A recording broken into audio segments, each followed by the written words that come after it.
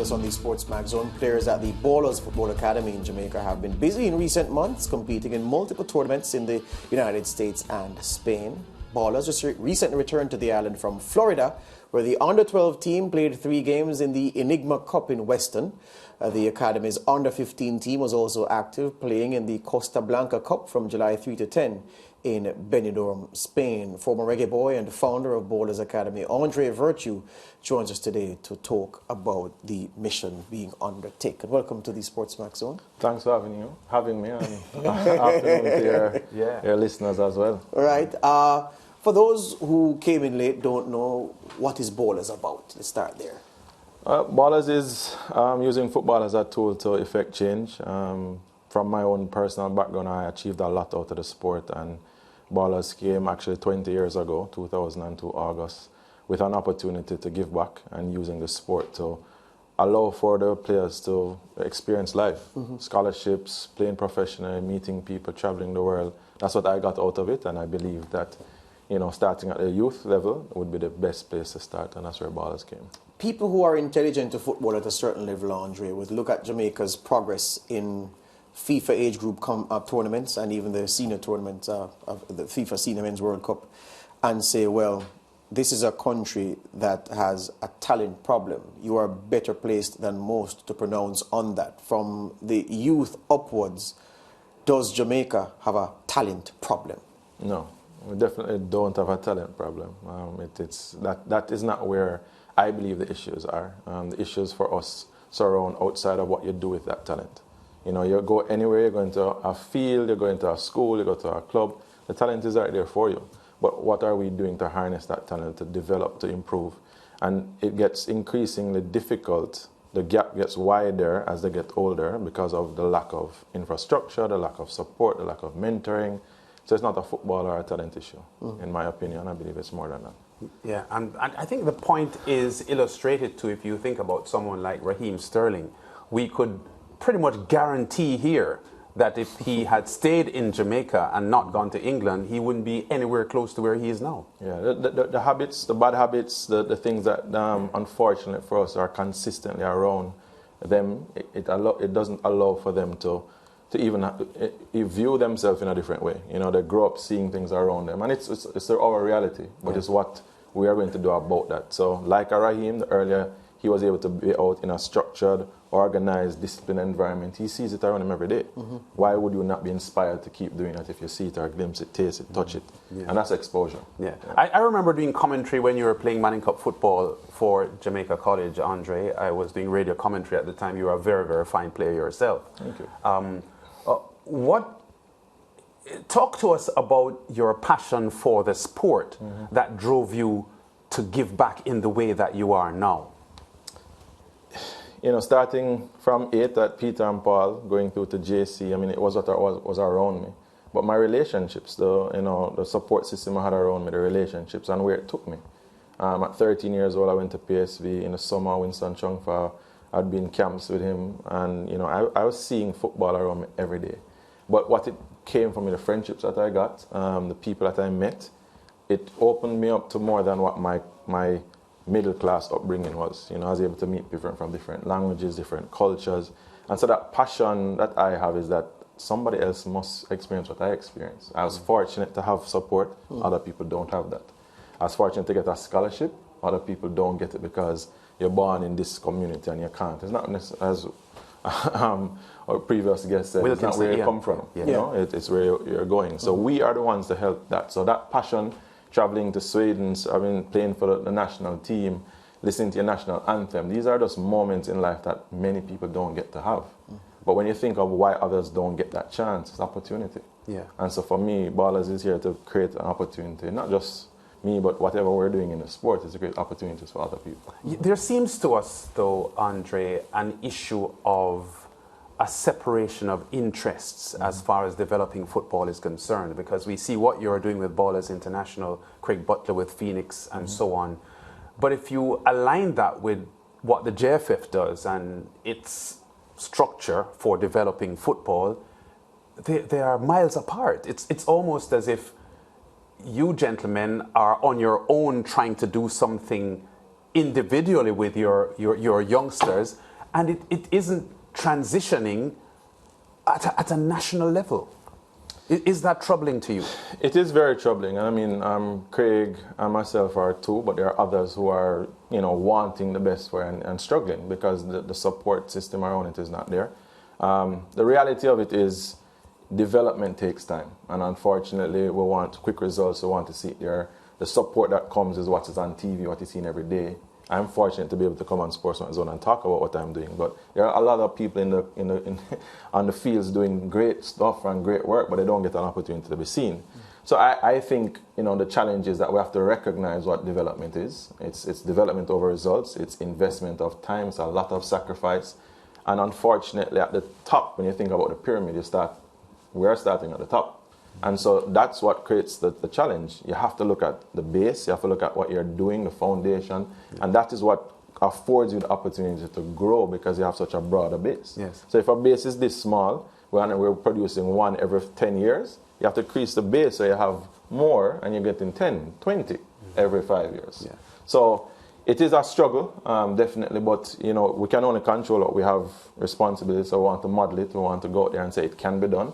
And this is what I'm doing, just trying to make sure that I'm doing my part. Yeah, so as far as developing young footballers is concerned, Andre Virtue, it must be troubling for you as an inspirational figure for your young players to see consistently, cycle after cycle, a Jamaica national team playing in World Cup qualifiers, and 95% of the players are overseas-based players and not overseas-based players who started playing in Jamaica.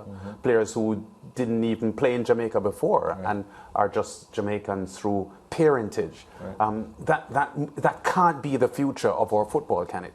It cannot, and I mean, because we are up against a qualification journey, we have to go for Jamaicans wherever they are. So I can understand the go for, but if you're thinking about a solution, we definitely have to say what is it that we have locally that is going to then produce ongoing, and it starts with our planning for youth competitions, whether it's U14, U16, 17, because if we're having success there, those players are leaving, like a Raheem Sterling earlier, being a part of a PSG academy, a Chelsea academy, or whatever academy, like what Mount Pleasant is doing. There's no reason why there cannot be other academies in the Caribbean that they don't have to go overseas, but it means someone has to go out and do that, and there has to be great investment around it.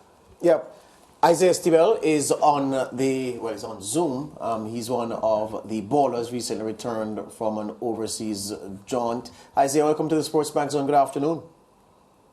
Good afternoon. Yeah, you were in Florida, you were? No, Spain. You were in Spain, rather. You were in Spain. Now, tell me about the Spain experience with the team. It was a life-changing experience. It's one that I really, really loved.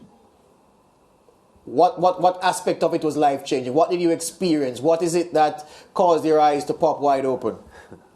It gave us a lot of exposure and almost like a little eye on what professional life is like. Training 2 times a day, staying in a hotel, having video analysis. It's almost like professional life, and it showed us how far behind I would say we are in our football compared to how they have their training and how they present themselves. Yeah. Did the fact that some of the players who you watch week in, week out in La Liga or playing the Champions League, they parade their skills in Spain, you are in Spain playing, did that have anything to add to the feeling you experienced in Spain training and playing in matches? It did have an effect. You almost feel like one of those La Liga players or youth club players. You feel like you are one of those pro players that you dream to be. It's an incredible experience. Yeah, on the point of dream, basketballers, young basketballers, they have hoop dreams. Young footballers have footy dreams, let's call them that. Based on the Spanish experience, are you more determined to achieve an end goal? And what is that end goal? What does Isaiah Stibel want for himself out of football? I want to become a professional footballer, a very good one, and I want to help other people around the world, and also in Jamaica. If I was to become one, I'd try to increase facilities, coaching. I try to do everything in my power to help Jamaica and the world. Yeah, so in the environment that you are at Ballaz, tell us about how accommodating the Ballaz family is to your own development. It's very, very good. They have a very good environment, a friendly environment where you learn football, you play football, but you also have fun. It's incredible. It's a club that I deeply love. Football is so competitive, Isaiah. There are so many youngsters looking to impress, so many people having the same dreams as yourself. What do you think you have to do to keep your dreams alive, to make your dream into reality? I think you have to work hard, never give up, and always just try your best. Because that's what matters. Is once you have a goal in mind, you should always keep on working towards it, no matter what. What obstacles, anything you face, you always keep on going. Which footballers do you watch the most videos of on YouTube? I watch Lionel Messi the most. Are you Messi-like in your play, Isaiah? I try to resemble his play. Excellent. Which school do you attend? I go to Jamaica College. There you go. And you'll be hoping to parade your skills in the Manning Cup soon. Yes, I'm actually training with the Manning Cup team now. Excellent. Well, all right. We'll be carrying your games live on Sportsmax and all our platforms, so we hope that the fans will be able to see you in action soon. I hope so too. Thank you. Good. Before you go, Andre, working with youngsters, trying to mold the next generation, trying to develop something that, as yourself and Lance were discussing, is in an environment that's not very accommodating and supportive of what you do. How do you convince the people who support you to continue spending money with you so you can continue trying to get cut through in this environment? Yeah, it's a lovely comment question because we would not be able to be here without the parent support, our own support, Digicel, Sagicor, who has invested and believe in the vision.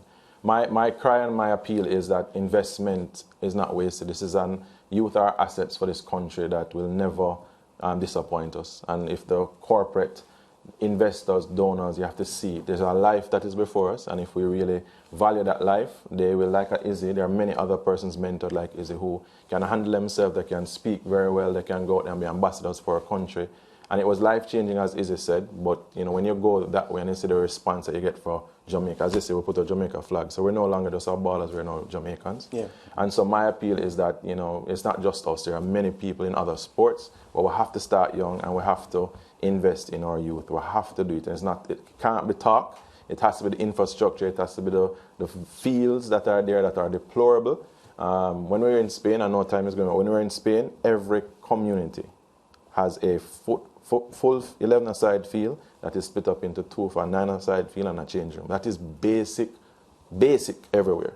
And then you understand why they're having the level of success that they have on youth. So a lot of us have to invest in there, and it costs money and costs time, but it is an investment that our country will never, ever regret. Excellent. Thank you for your time, Andre. Thank you too. Yeah, man. Good. Thank you. Andre Virtue. Ballaz, that's the academy.